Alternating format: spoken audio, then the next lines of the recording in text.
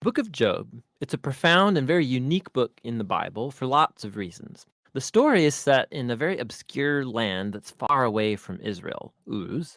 The main character, Job, he's not even an Israelite, and the author, who's anonymous, doesn't even set the story in any clear period of ancient history. This all seems intentional, though. It's like the author doesn't want us to be distracted by historical questions, but rather to focus simply on the story of Job and on the questions raised by his experience of suffering. The book of Job has a very clear literary design. It opens and closes with a short narrative prologue and then an epilogue. And then the central body of the book is dense Hebrew poetry, representing conversations between Job and four dialogue partners called the Friends. These conversations are then concluded by a series of poetic speeches given by God to Job. Let's dive in and we'll just see how it works together. The prologue introduces us to Job, and we're told that he's a blameless, upright man who honors God. He's a super good guy. And then all of a sudden, we're transported into the heavenly realms, and God is holding court with his staff team. It's a very common image in the Old Testament describing how God runs the world. And among the heavenly beings is a figure called the Satan, which in Hebrew means the accuser or the prosecutor. And it's like we're watching a court scene. God presents Job as a truly righteous man. And then the accuser challenges God's policy of rewarding righteous people like Job. He says, the only reason Job obeys you is because you bless him with prosperity. Let Job suffer. Then we'll see how righteous he actually is. And then God agrees to let the accuser inflict suffering on Job. Now, it's at this point in the story that most of us go, what? Why did God do that? And then we assume that this book is going to answer that question, why God allows good people to suffer. But as you read on, the book doesn't answer that question. Nothing in the book ever answers that question. The prologue is setting up the real questions this book is trying to get at. Questions about God's justice and whether God operates the universe according to the strict principle of justice. And the response to those questions comes as you read through to the end of the book, not at the beginning. The ultimate reason for Job's suffering is simply never revealed. So the prologue concludes with a suffering and bewildered Job who's rebuked by his wife, and he's approached by three friends who are going to try and provide wisdom and counsel. Their names are Eliphaz, the Temanite, Bildad, the Shuhite, and Zophar, the Naamathite. They're all non-Israelites like Job, and they represent the best of ancient Near Eastern thinking about God and suffering and the human condition, and this moves us into the main part of the book. First, Job speaks. And this is how this section of the book works. First, Job is going to speak, and then they'll follow a response from a friend. Then Job will respond to that friend. Then another friend will respond to Job's response, and so on back and forth for 3 cycles. And this whole debate is focused on 3 questions. Is God truly just in character? And does God run the universe on the strict principle of justice? And if so, then how is Job's suffering to be explained? As we're going to see, Job and the friends, they're working from a huge assumption about what God's justice ought to look like in the world. Namely, that every single thing that happens in the universe should operate according to the strict principle of justice. So if you're a wise, good person and you honor God, good things will happen to you. God will reward you. But if you're evil and stupid and do sinful things, bad things will happen to you. God will punish you. Now, Job's constant argument throughout his speeches is this. First of all, that he's innocent. And so the implication of that is that his suffering is not a divine punishment. Now we know from the prologue, both of these things are true. Remember, God himself said, Job is righteous and blameless. And so Job concludes his argument by accusing God. God either doesn't run the world according to justice, or even worse, God himself is simply unjust. The friends, on the other hand, they beg to differ. Their argument is that God is just. The implication being that God always runs the world according to justice in this way. And so they conclude by accusing not God, but Job. Job must have done something really, really bad for God to punish him like this. They even start making up possible sins that Job must have committed. Job protests to all of this. In fact, he gets so fed up with the friends that he eventually just gives up on them. He takes up his case directly with God.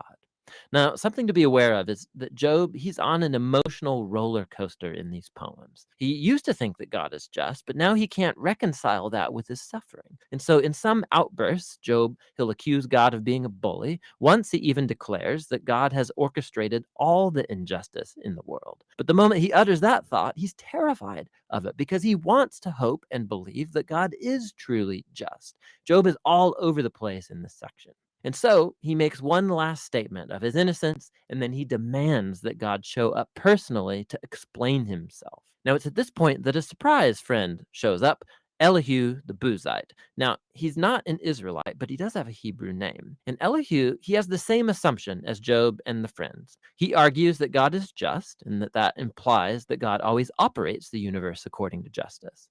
But then Elihu draws a more sophisticated conclusion about why good people suffer. It may not be punishment for sin in the past. God might inflict suffering as a warning to help people avoid sin in the future. Or God might use pain and suffering to build character or to teach people valuable lessons. Elihu doesn't claim to know why Job is suffering, but one thing he is certain of: Job is wrong to accuse God of being unjust. Job doesn't even respond to Elihu, and the dialogues come to a close. It's like the wisdom of the ancients has been spent and the mystery remains. And then, all of a sudden, God shows up in a whirlwind, and he responds to Job personally.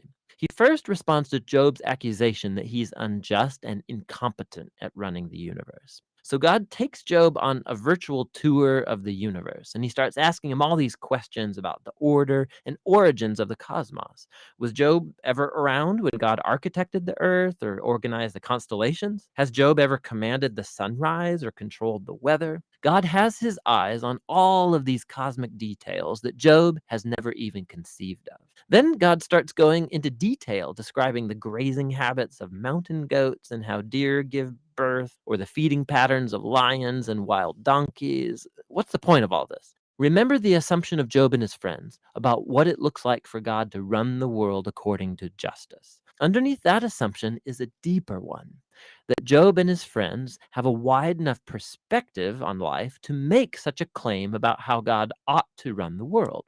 And God's response with this virtual tour, it deconstructs all of these assumptions. It first of all shows that the universe is a vast, complex place, and that God has his eyes on all of it, every detail. Job, on the other hand, has only the small horizon of his life experience to draw from. His view of the world is very limited.